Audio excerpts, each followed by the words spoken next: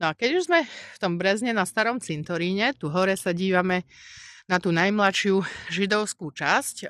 My si to potom ukážeme všetko aj na fotkách. Tu sme stále pri tej hrobke rodiny Husárovej, tu máme ešte takýto starý kameň.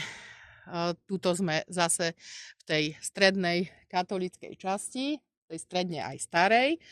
Tak si ideme porozprávať také záhady v podstate z Brezna a z okolia. Takže ako sme si už spomenuli, toho horehronského rozparovača, takže určite všetci poznáte toho Štefana Sviteka.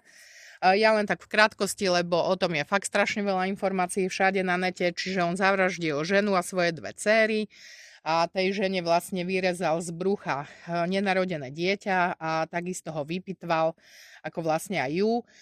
A čo je zaujímavé, tak bol posledný popravený v Československu, lebo bol odsúdený okamžite teda na trest smrti za to, čo spravil, a tento prípad je doteraz takým v podstate jedným z najbrutálnejších v československej kriminalistike, ale tu na tomto cintoríne sa odohrala vec, že keď mal ako 16 rokov, tak presne na tomto starom cintoríne v Brezne prepadol jednu pani, v ruke mal dyku a hrozil, že ju s ňou pobodá.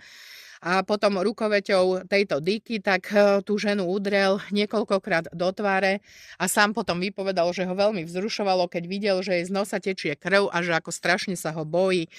No a takisto vypovedal, že ju chcel znásilniť, ale niekto ich vtedy vyrušil, lebo sem prišiel. Takže toto sa udialo tu na tomto starom cintoríne v Brezne.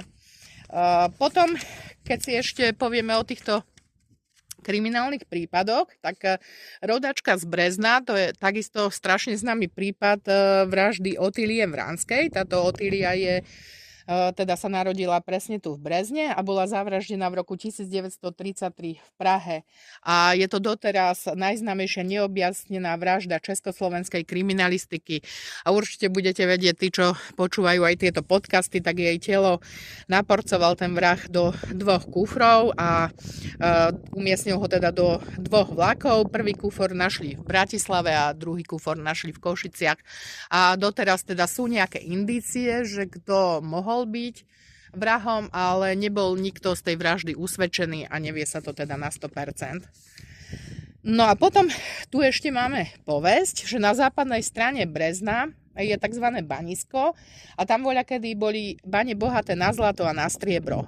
Teraz momentálne sa tam nachádzajú močariska, no momentálne ani tie močariska nie, lebo je tak sucho, že pomaly už potoky vysychajú.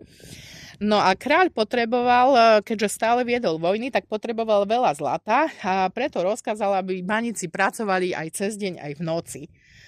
A aby teda oni nemuseli chodiť hore-dole, tak si nosili so sebou pekne v kastrolíkoch obed aj večeru. A najčastejšie si nosievali masné halušky. No a vždycky si to jedlo uložili do kútika jednej štôlne, ale vždy, keď prišli, tak to jedlo niekto zjedol a našli iba prázdne misky. No a keď sa táto krádež už fakt niekoľkokrát opakovala, tak sa dohodli, že zlodeja chytia, že ho zabijú. No, neviem prečo zrovna tak, hej, že ho hneď zabijú, ale teda tak hovorí povesť. No a postavili stráž takého baníka, ktorý sa schoval a strážil vlastne tie myštičky s tými haluškami. No a nečakal ani dlho, prišla tam skoro celkom nahá žena, takže on ju hneď chytil, ostatní baníci mu potom pomohli, no a ako sa dohodli, tak aj urobili a teda ju zabili. No lenže sa potom riadne začudovali, lebo zistili, že je to Birgejová žena. No a Birgeja baníci veľmi dobre poznali. Bol to taký starček, čo mal dlhú šedivú bradu až po kolena a v pravej ruke nosil zlatý čakan a práve on im teda prinášal to šťastie pri dolovaní. Tento Birgej hľadal ženu 3 dni a 3 noci, no ale keďže ju nemohol nájsť, lebo baníci ju zakopali na tajné miesto, tak na 4. deň, keď sa baníci dali do práce, tak odrazu videli, že sa zlato začína očividne tratiť a až teda úplne vymizlo. A v tej chvíli, že sa udiala taká trma vrma, začalo to tam všetko hrmotať, ako keby blesk udrel do tej štôlne a celá štôlňa sa zatriasla ohromným hrmotom a všetkých tých baníkov, ktorí boli dnu, tak ich zasypala. No a kde boli kedysi bohaté bane, tak ako sme si povedali, sú teraz také mokrade. A vraví sa, že keď vraj v noci bije 12. hodina, tak nad týmito mokraďmi vidieť červené blikajúce plamene a my ich voláme, samozrejme, vieme, už aj z mytológie, svetlonosy. A takisto to vieme, že koho svetlonos vábi a kto už ide za ním, tak ten s najväčšou pravdepodobnosťou zahynie. Čiže toto hovoria takáto v podstate najznámejšia povesť z okolia Brezna. Takže už keď sme tu na tomto cintoríne, tak sme si povedali trošku aj o tých ostatných teda záhadách, ktorí sa viažu k tomuto Breznu a blízkemu okoliu.